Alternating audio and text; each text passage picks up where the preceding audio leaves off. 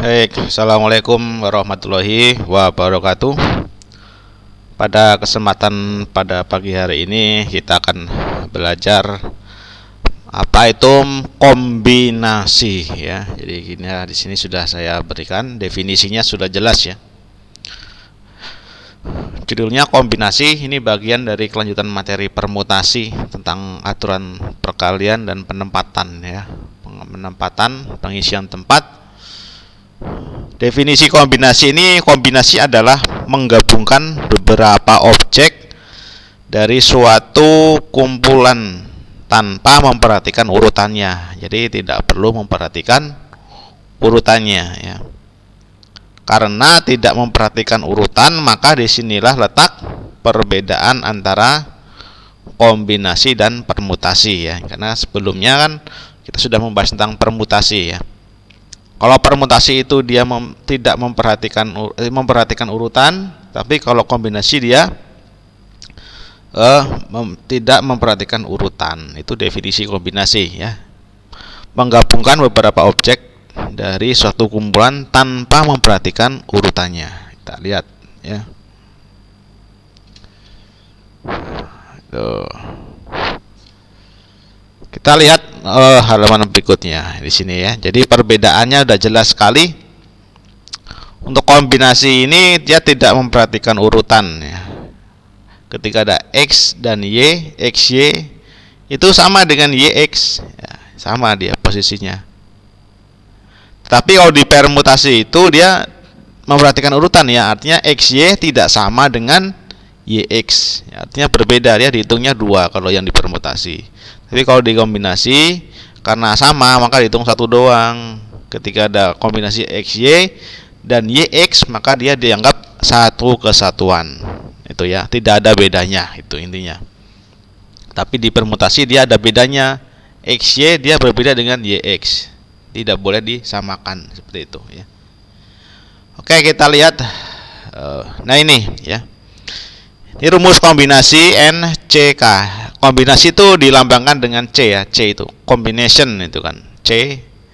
N itu banyaknya unsur, yang K itu banyaknya unsur yang akan dikombinasikan itu ya. Sehingga C NK di sini N faktorial dibagi dengan K faktorial dikali N dikurang dengan K faktorial. Ini rumusnya ya.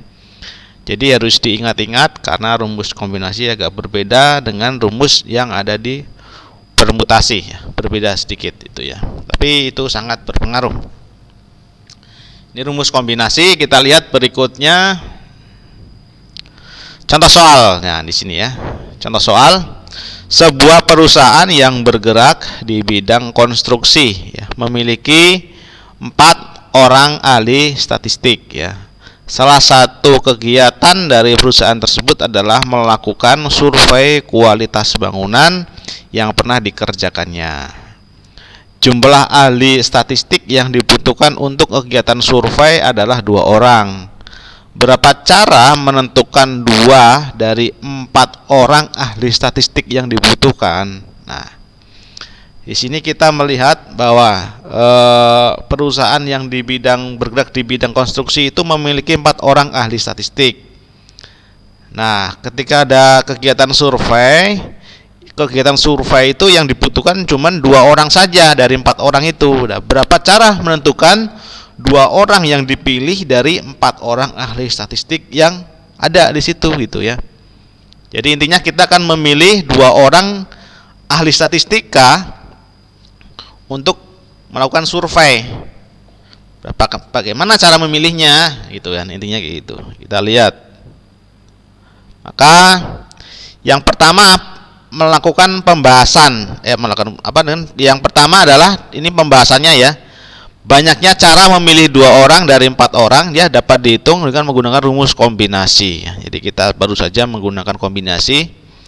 Pada soal di atas tadi sebelumnya kita ketahui bahwa K-nya 2 karena yang akan kita pilih itu adalah 2 orang ya kan. Yang tersedia itu ada 4 orang. Maka NCK di sini 4C2, artinya 4 faktorial dibagi 2 faktorial dikali dengan 4 dikurang 2 faktorial sehingga dapat 6. Sehingga banyaknya pemilihan yang bisa dilakukan adalah 6 cara. Artinya di sini ketika ada 4 orang itu A, B, C, D, maka ketika yang dipilih itu si A dan si B, maka akan sama dengan ketika yang dipilih itu si B dan si A. Itu ya, jelas ya. Si B dan si A.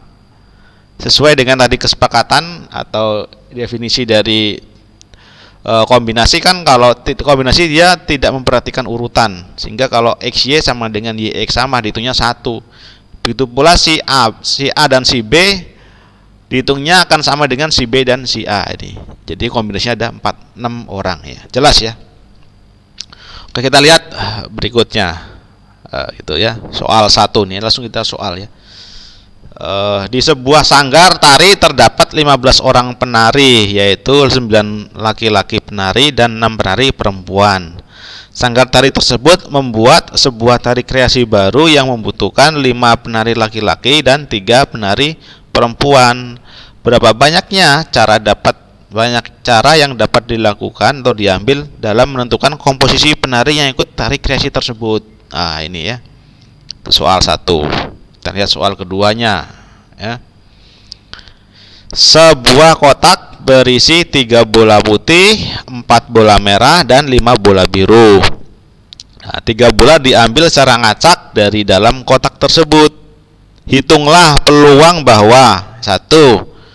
Terpilih paling banyak 1 bola berwarna putih. Yang kedua, masing-masing warna terwakili 1 bola putih, 1 bola merah, dan 1 bola biru. Pertanyaan ketiga, jika bola diambil satu persatu tanpa pengembalian, tentukan peluang di mana bola terambil pertama adalah putih, kedua adalah merah, dan ketiga adalah biru. Nah, ini ada hubungannya dengan peluang ya.